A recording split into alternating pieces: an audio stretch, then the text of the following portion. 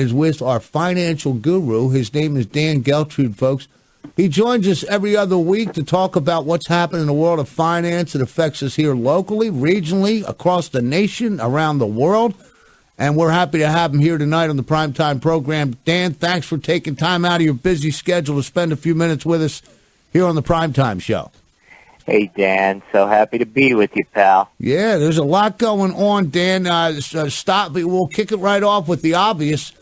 The stock, people's headlines seem to be getting a little jittery. Stock market down yesterday. Today, I didn't get a chance to look, but I heard some news reports that didn't sound too good.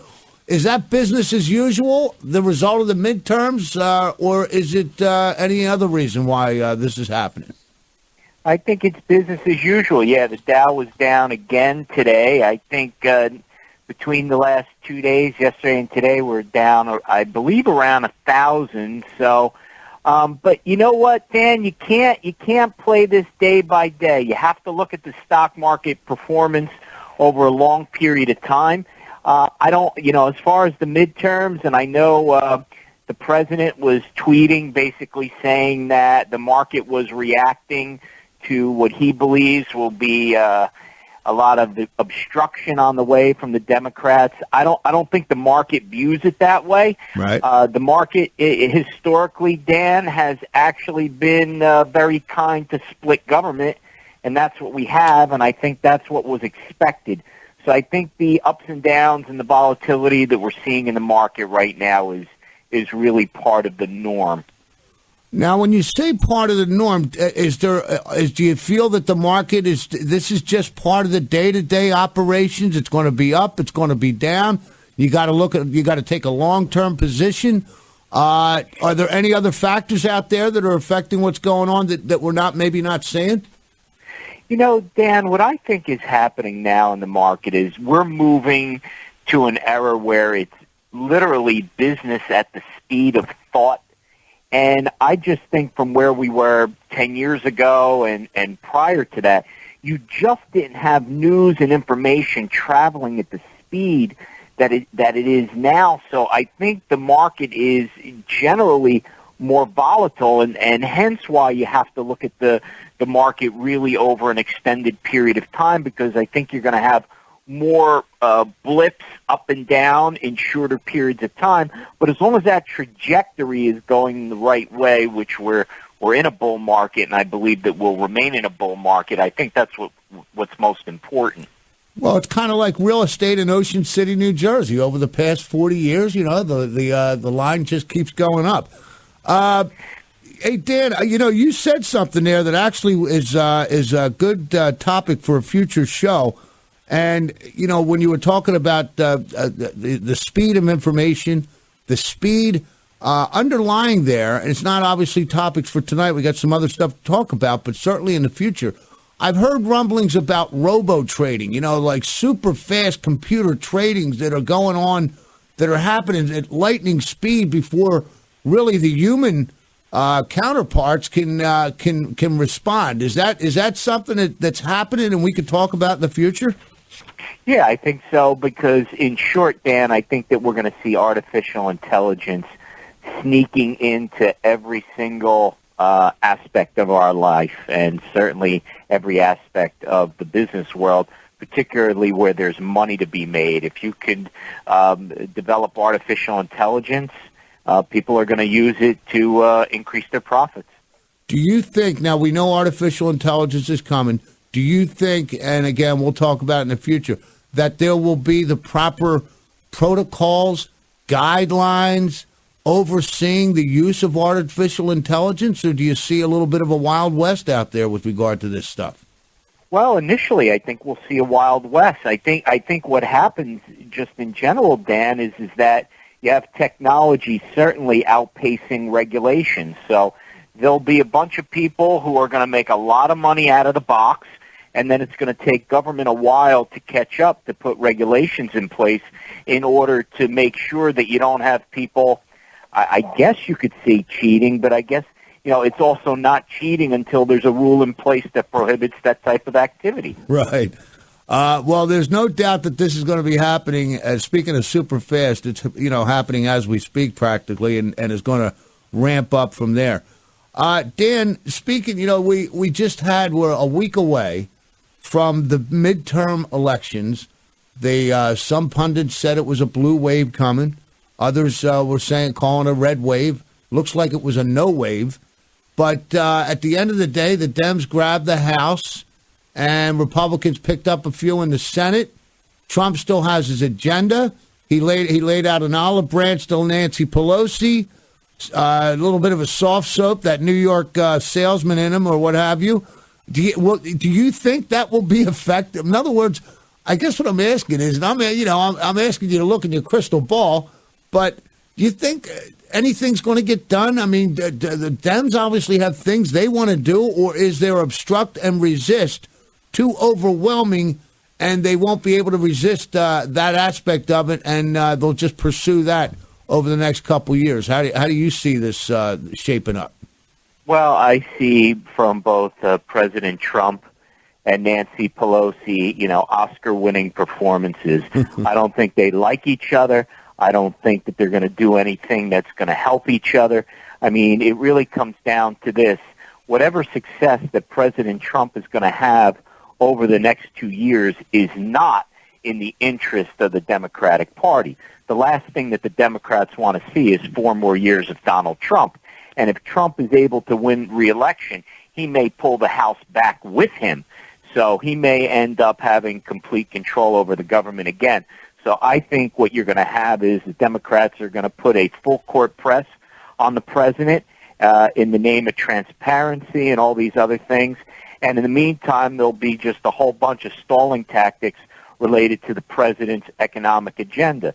Now, the only place where I do see, or one of the places where there may be some progress, Dan, is in the area of infrastructure. And why? Because that involves spending. So I think that the only thing the two parties will end up agreeing on in terms of getting things done is when it comes to spending more money, because you'll get all the Democrats and you'll be able to get some Republicans. So I wouldn't be surprised on certain things that the president wants to accomplish, like infrastructure, where he doesn't kind of side with the Dems a little bit. But overall, I think he's going to be under a barrage of investigations, and it's really going to jam them up, and I doubt we're going to see any progress economically, as far as the Trump economic plan. Now, Dan, let me ask you this, though. If the Dems employ that strategy, which is, they have 2 roads to take here, that obviously is one that everybody is anticipating, the obstruct and resist, and just stall Trump for 2 years. But if they take that path, they're basically doubling down on pretty much kind of the reasons they didn't get elected last time, and will that hurt them? Come back to bite them in 2 years when they're trying to get the White House. What you're saying, Dan, would make some sense, except for the fact that the president is the most visible politician that there is. So if things are not progressing and there's gridlock, you may very well have the president being blamed for that. Right. Now, in the case of Barack Obama, when he was up against that, where the Republicans in Congress, quite frankly, were resisting him, he was extraordinarily popular personally.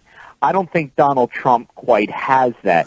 Trump is going to have to rely on his accomplishments as opposed to, let's say, his charm. Yeah, good point. So Barack Obama could get very little done and talk a great game. Trump doesn't quite have that skill, so if he's unable to get things done and during his campaign in 2020 be able to look back and say, I was able to get these things done, if he gets jammed up over these next 2 years, it's going to be a tough sell for him. And I think the Democrats realize that. Now, let me ask you this. Is there a chance, we're 2 years away now, a lot of the things Trump wanted to do are already in place. Is it possible that the economy can keep churning for 2 more years, or does he need to kind of, tinker a little bit with what's going on out there?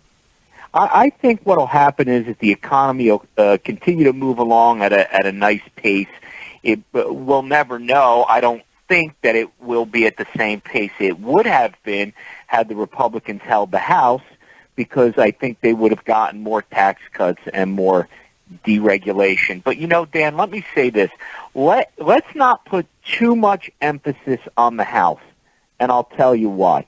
It's far more important in this day of divisive politics to have the presidency and the Senate. If you're going to have two pieces, those are the two to have as opposed to the House. Why?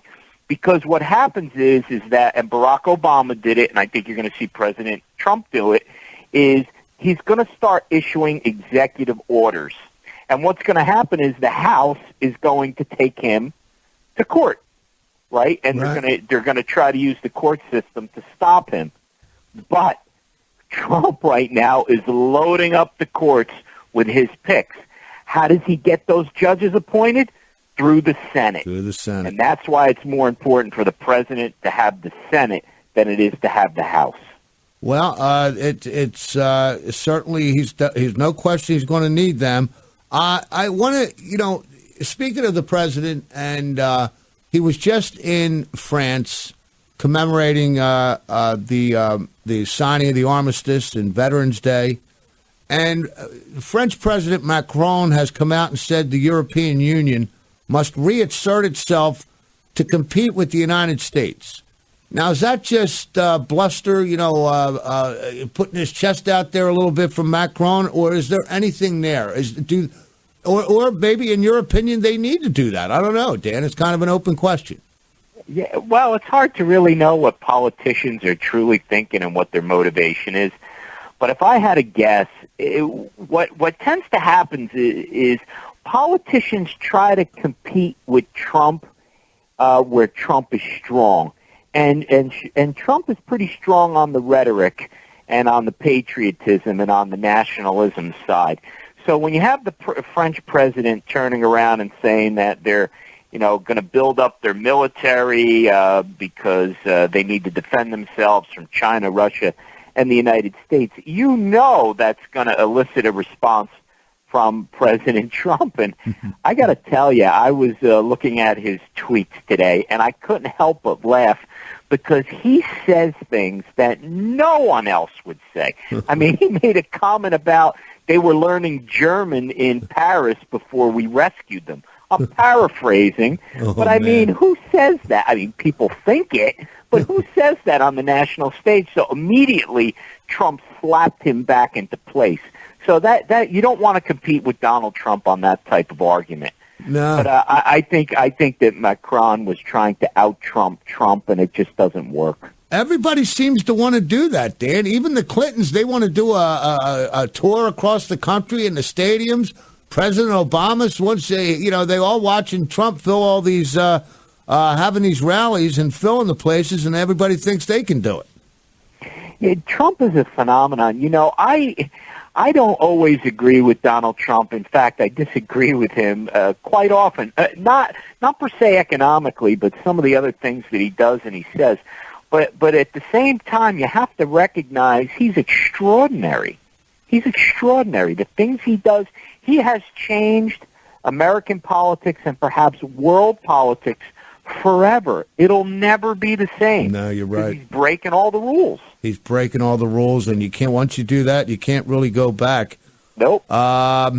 Dan, so what would you say the overall health of the economy is at this point? I take it pretty good.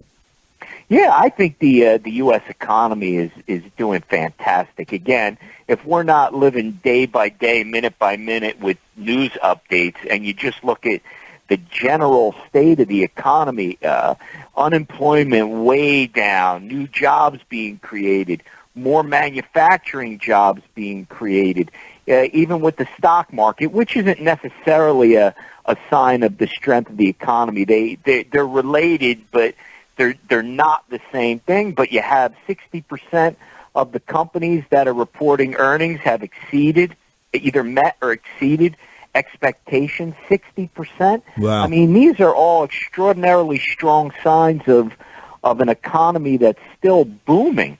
And I think it's going to continue. I just don't think obstructionism in government or just basically everything coming to a halt, is going to hold up the economy. People are still optimistic because they've gotten a taste of it. As the president would say, they've tasted winning and they like it. Oh, so what you're saying is that even the obstruction with the House and whatever's going to transpire between the House and Donald Trump, that the economy's just too powerful right now. It's just going to bust on through all that nonsense, or at least that's the way it looks.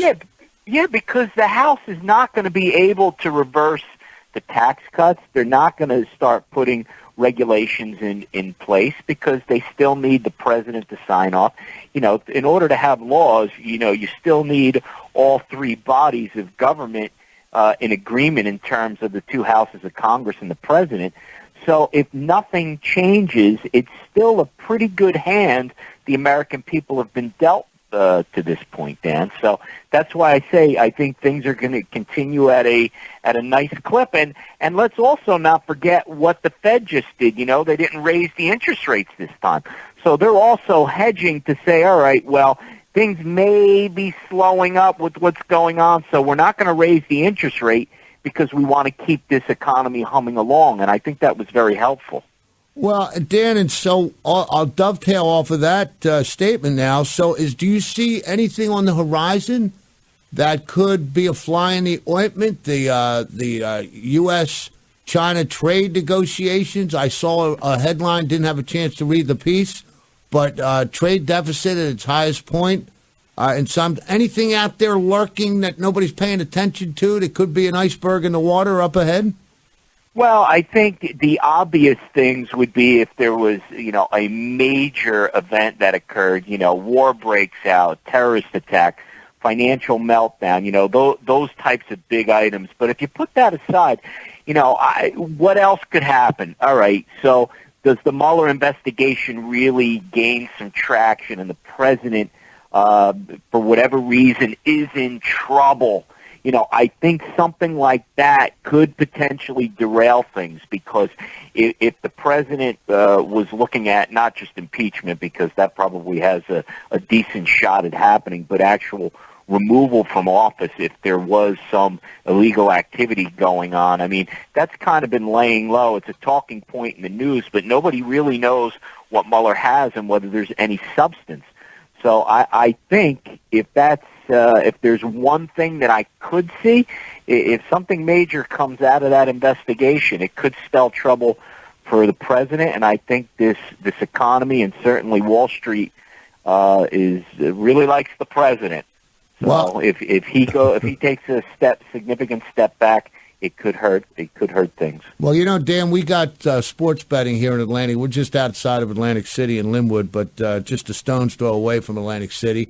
And we got sports betting just before the summer, and now it's in full swing. And I realize Mueller's keeping his cards close to his vest, but after a year and a half or however long it's been, I mean, if our sports books had odds on this thing, I'd have to take the odds and go against Mueller, man. I mean, come on, man. This guy, so far he hasn't had anything, not even closely resembling Russian collusion. Right. Well, that's what we know, and that may be the case. And the reason this thing is dragging on so long is they're just not coming up with anything. So that's certainly a possibility. Or the guy is doing such a fantastic job that nobody knows what's happening except the select few people. And let's not forget this whole Attorney General thing and how that's going to impact what happens with Mueller. Whitaker, he says he's not going to recuse himself. And there's rumblings that they want to put some constraints on him when it comes to Mueller. Obviously, this will be something that folks are going to be watching this week up ahead. Dan, one final question, since we were talking about sports or the derivative thereof. Are the Giants back on track, buddy? They won a game last night against the San Francisco 49ers, and they look pretty good. In my mind, they killed a mosquito in a rainforest. I mean, come on. I mean, Look, the only bright spot on that team, quite frankly, is Saquon Barkley. Now, I'm a Penn Stater, so I'm a little biased there, but the guy is I think has the potential to be a generational athlete. And if somehow the Giants can get some blocking for him up front, I really think that things could turn around. But it ain't this season. Well, listen, Penn State's produced so many great football players. Well, just do you think Eli's going to be back next year? What's your gut tell you? Yeah. I do think he's going to be back. Look, what's going on right now, Dan, it's not Eli's fault. You know, the guy takes one step back and they're on him. Yeah. So you got to give the guy some protection. You know, and like I said, when you got a back like Barkley, you don't need, a fantastic protection. You don't need the best protection in the league, just average protection. Yeah. Average. And even with the protection he has, he was able to cobble together some yards, both receiving and running last night, looking pretty good doing it. Hey, Dan Geltrude, always a pleasure to talk with you, my friend. Thanks so much for spending time with us. Hey, folks, check him out online, Geltrude.com. Or better yet, go to the YouTube, go to his YouTube channel, youtube.com/Dan Geltrude. And Dan, thanks so much. Until we talk again in a couple of weeks, always look forward to our conversations. Thank you, Dan. Thank you, Dan.